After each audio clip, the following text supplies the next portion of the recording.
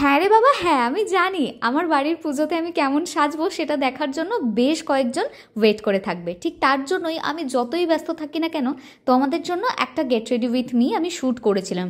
But সত্যি কথা বলছি, বিশ্বাস করো, নিজের বাড়ির পুজো থাকলে না ভীষণ ব্যস্ত থাকা হয়, তাই খুব একটা বেশি আমি ক্লিপস আমি নিতে পারিনি।